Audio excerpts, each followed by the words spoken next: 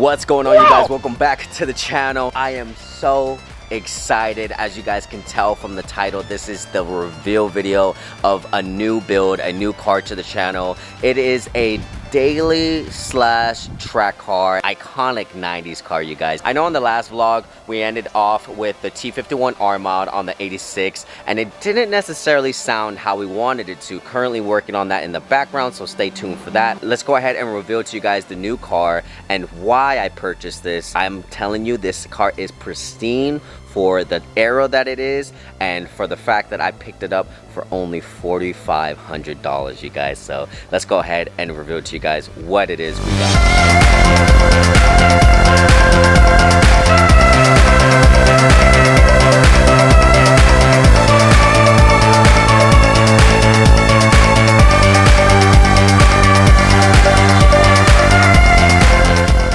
The new Civic Hatchback has room for lots of things and more power to get you to the out-of-the-way places you like to go. So for those of you that are new to this platform like I am, the Honda Civic dominated professional and street racing because it was never built to impress, it was built to win. Its lightweight chassis gave it razor-sharp handling, letting drivers carry more speed through the corners than heavier rivals. While others chased raw horsepower, Honda focused on balance, precision, and efficiency, and that philosophy paid off every time the road got tight or the laps got long. Honda's high-revving engines, especially VTEC platforms, could scream at redline all night long without braking, making them perfect for endurance racing and high-risk street runs alike. In professional motorsports, this meant relentless consistency. In street racing, it meant drivers could push harder, longer, and with confidence. Add in massive aftermarket support, engine swaps, force induction, suspension tuning, and the Civic became a weapon anyone could build.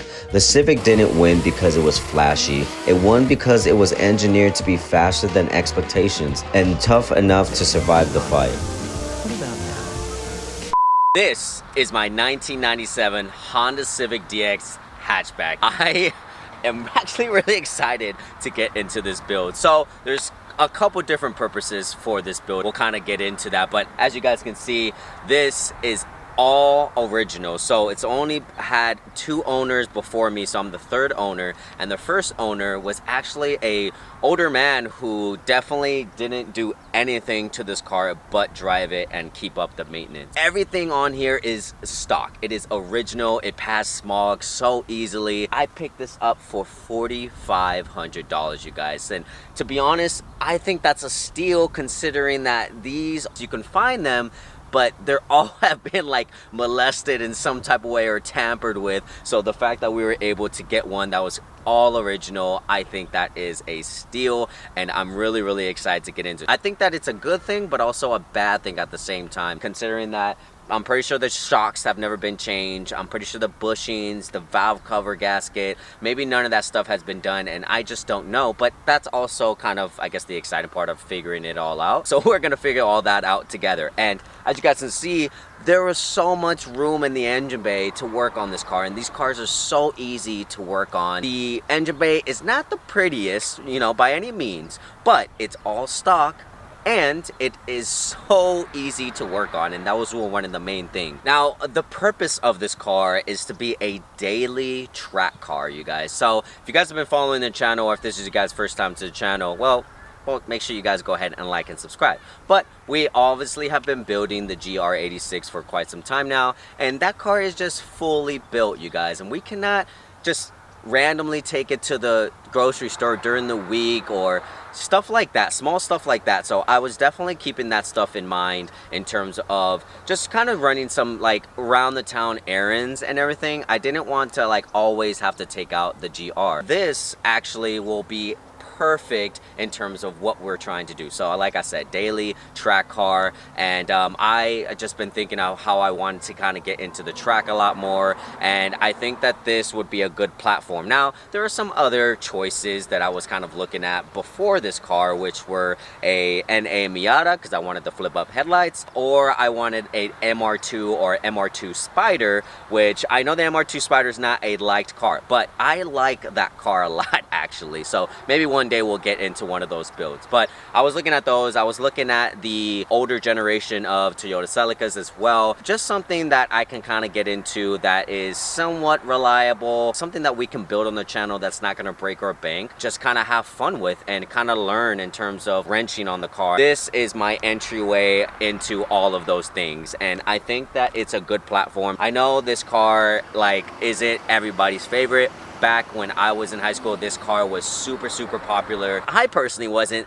that interested into it till recently, actually. I felt like these cars have kind of got forgotten about. I will say that there are so many options today in terms of what you can pick up and take to the track. Now, even though this car has said to been maintained and it is completely stock, I do still feel like there's some things that we kind of have to go over in terms of feeling like it is a really good, reliable daily. Now, these are great cars, like I said, for you guys to kind of start out on, but I think any car you buy off of the marketplace or just used in general, there's things that you're gonna have to, you know, put a little bit of money to, if anything, to kind of just have a good mental state. Now, this car doesn't exclude any of that, and as you guys can see throughout the years, it's had some wear and tear. Now, a little bit of minor wear and tear things. Obviously, there's fading on the paint, some blemishes on the car in general that kind of needs to be addressed, but we'll go ahead and take care of that. One of the biggest things I think that we kind of need to just be aware of, well, let me show you. One of the biggest cons of this car, which might not necessarily be a con in that sense, because I personally didn't see it as a con, but it does have super high mileage. Now, like I said, I picked this car up for $4,500 and it's a 1997, so that's actually a given. It probably should have a good amount of high mileage. This is like a daily for a lot of people back in the day, aside from the car enthusiasts taking this car and just making it an absolute monster on the streets. There's a lot of people who bought these cars to just daily them, you know, take their families and everything. Like, as you guys can see, the back seat has a lot of space. The hatchbacks have even more space than the regular sedans. It's a very purposeful car. Now, like I said, it does have a little bit of, you know, wear and tear, but for what we have and for what we paid, honestly, I think that we got a super big deal. And the fact that nobody was trying to pick this car up from the guy, you know, mind-blowing. And that's kind of what made me think that people were forgetting about this platform. Now, I've seen this platform built up. Little as Bolt was modified. And I've seen these cars just be modified like insanely well and crispy, which I think is super cool. But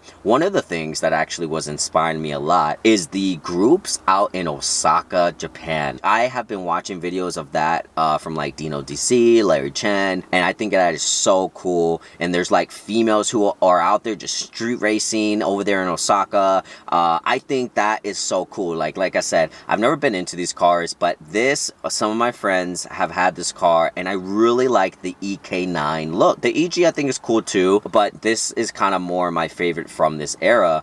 And obviously, if we could, I would get the Type R, but we're just not there yet, honestly. And so I think this is good for what we're trying to do. If you guys have any ideas in terms of companies we should use, or just quirky things about this car that I personally don't know yet, because they're still figuring a lot of this car out, you know, let me know, because I already ordered a couple things. Like, I ordered a new gauge cluster, because it just so happened, regular, I guess, models back in the day, they didn't come with a RPM gauge, so this is all you get in this. It's not like we have like an exhaust to where we can actually really hear the RPMs and when you're supposed to. I kind of know, honestly. I can literally hear it, but just in case somebody didn't know, like, you know what I mean, they're just kind of guessing. So we did take care of this already. I got one that has a RPM gauge on this side, and then this is relocated next to the fuel gauge, so we'll get into that in another video. Also need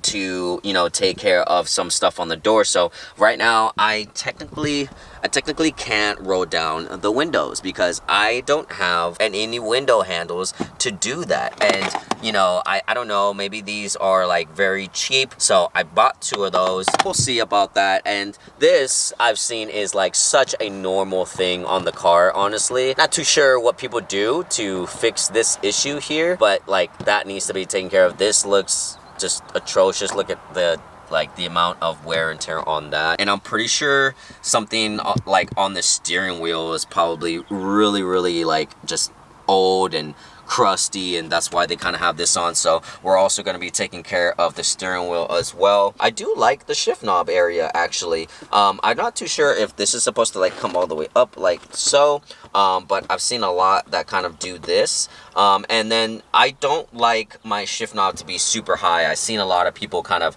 getting a shift knob or a short shifter that kind of is like high. I personally don't like that. I like where it's at currently. So we'll get a short shifter at one point. It shifts so well and so easy. This is a 5-speed, and just look at that. It's so simple. We do have this big issue with the seat here. Last owner said that he tried to find like better seats and everything, but he couldn't, and so he did ended up giving us different seats. Actually, here is the other seats. I'm not too sure if we're going to be using these or not, but they are better than what we currently have, so I might. Now I do know that he didn't install these because they're on rails right now, but he needed the base for them. I believe like maybe a universal base could probably fit on these. I wasn't too sure if we were gonna run them or not, or if I was gonna look into another seats, but to be honest with you guys, seats are not cheap. That's one thing, but the fact that he was able to kind of give us these for free, that's super cool. So I might go ahead and use these in the meantime, just until we're ready to kind of go ahead and get seats that we really want. They're not a name brand or anything like that, like by any means, but they are nice and they are black, so they match with the car. Now, one of the things I'm actually really excited for is the fact that this is a hatchback. That means we have so much room. So when we take this thing to the track, I figure we can fit another set of wheels or tires in here. But not only that, we could actually haul other stuff like car parts that we might need. I don't need to borrow someone's SUV or borrow someone's truck or anything like that. Like, we could just, you know, use this. So like I said, there's multiple purposes for this car. It's good. It's just so good. Like the seats fold down easily. I have all this space back here. Everything's all original in here as well. One thing I did like about the FK8 Type Rs is the fact that they had a hatchback, and I've seen plenty of videos of people taking that car to the track and then driving it back home afterwards, which I think is so freaking cool. But the fact that they have all the space to take their jack, to take their wheels, to take their tires, to take tools, and they can all fit it in this car. Obviously this is not the Type R, this is not the FK8, but same concept. So I really like that aspect, and I've never had a hatchback, so pretty cool. Another thing that I'm probably gonna need some time to getting used to is these tire sizes and these wheel sizes. I think these wheels are 14s all around. The size of this tire is 185 by 65 by 14. So I have never had a tire that small, nor a wheel size that small, you guys. And I've never had a 4-lug pattern. So definitely gonna take some getting used to. But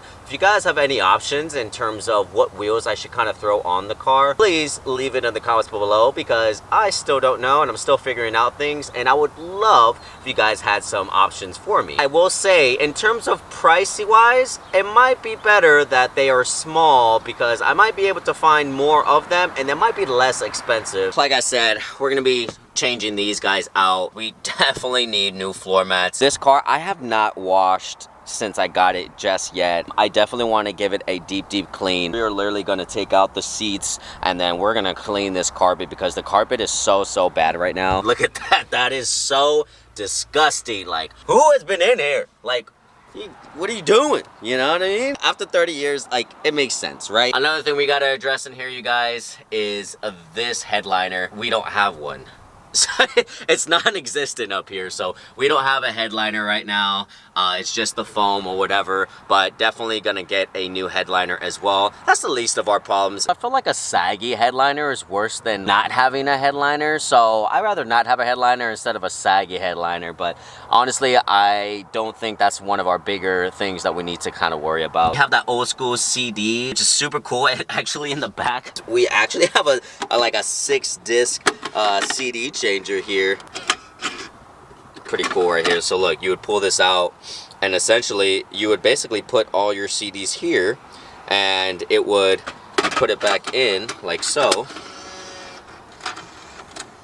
and then it grabs the CD and then changes it for you. I doubt I'll be keeping that, but I thought that was a pretty cool feature that came with the car as well. Like I said, we have all the stock stuff here. We might be changing this out. I know I've seen conversions with the double din where the controls are kind of over here on the side, and then this has like a more of a modern screen rather than this old school CD player. Just something to kind of think about in the future. Not really a super big concern right now. Now, obviously, we kind of have the interior somewhat covered in terms of what it looks like and kind of what we need to address and some of the things that we kind of already purchased. Now, let's talk a little bit about the engine bay and what we might do with the engine. In here, we have a D-Series 1.6 liter 4-cylinder. I believe it is the D16Y7 series. So unfortunately, it's not VTEC, but it is reliable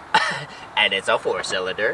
And it's in great condition. We definitely have to, like, you know, look at the positives here. Obviously, I would have loved to have the VTEC version, but for the money we got and for the condition we got, it's actually pretty good. I'm not too sure whether or not we're gonna keep this engine or not. This is something that is still kind of up in the air in terms of what we might do. Things I know to go out on this car that I kind of looked up in terms of right before I bought it, which is the valve cover gasket, you guys. So that might be something that I do, which is also the motor mounts go out on this car, but also something that we cannot see on this car. Pretty cool. As I was filming, oh, so cool. As I was filming, he kind of pulls up in his bug eye and we're just kind of chopping it up about cars. He's telling me how he used to have one of these, and I told him how we used to have a bug eye on the channel. That color, he said they only made 600 of that bug eye, and 200 were available to the public, and he said he found that one for $6 grand. Super cool. I love cars, you guys. I love being able to talk about cars with the random people. I just met him right now. Like, it was cool. We just chopped it up for like at least 20 minutes about cars. So cool. Anyways, let's get back to this, because it's getting kind of dark and I'm probably gonna need to finish this up here. Like I said, you guys, we have some work to do, but ultimately the fact that we got this for $4,500, everything is completely stock on the car. It is a clean slate for us to work with, and that makes me the most excited. First thing we got to do regular maintenance. We got to do, you know, oil change. Haven't done an oil change yet. Spark plug, some better suspension parts. I'm pretty sure we got to change out some of the bushings. I know the bushings go out on these cars. That's a common thing I looked up. Just learn it. I have never had a front wheel drive car before, so this is gonna be a lot of learning. Like I said, if you guys have any ideas, if you guys have ever had this car, if you guys have ever built one, if you guys know of parts, companies, things that we should do, one thing I should tackle, something I should be looking for, please leave a comment down below. I'm so excited, and I hope you guys are excited too, because another reason as to why we got this car is because with the 86, we are just at such a high level of that car being built that I feel like it's unrelatable. And because of that, I feel like there's a lot of you guys that are watching that's like, hey, that's cool, but I'm not doing that. I feel like this is a great start for anyone that wants to kind of get into learning more about cars, wrenching on their own car, and saving on parts, a reliable car that they can daily and take to the track. There's just so many things that this car has purposes for that I feel like are relatable to a lot of people, and a lot of young people that are barely starting out, you know what I mean? So let me know what you guys think. Give me some ideas down below, you guys, and we're gonna get into this build. So we are still going to be addressing some of the stuff on the 86. If you guys have been watching those recent vlogs, we're still going to be addressing some of those things. We're still going to be doing some featured builds within the channel. I hope you guys like that series, because I'm definitely gearing up to do a lot more of that. I've been kind of contacting some people and seeing if they were interested, so hopefully you guys like that series. On the last one, it didn't do as well as I thought, but I think a lot of people in person said that they actually liked that. So I'm going to be doing some more, and hopefully some of you guys like it. And for those that don't, we're going to be doing some other content like with this, and still doing stuff with the 86, you guys. So we still got to figure out that T51R mod. I'm not going to give up, okay? We're in the middle of getting that corrected, and I'm excited because the car already sounds really good, and that's just gonna add to it. So hopefully you guys enjoy the content. That's all I got for this episode. If you guys haven't liked and subscribed to the channel, please go ahead and do that. It helps us out so much. Trying to get to 10,000 here, and I know we could do it with your guys' help. So make sure you guys live long and prosper, and I'll see you guys in the next one. Later.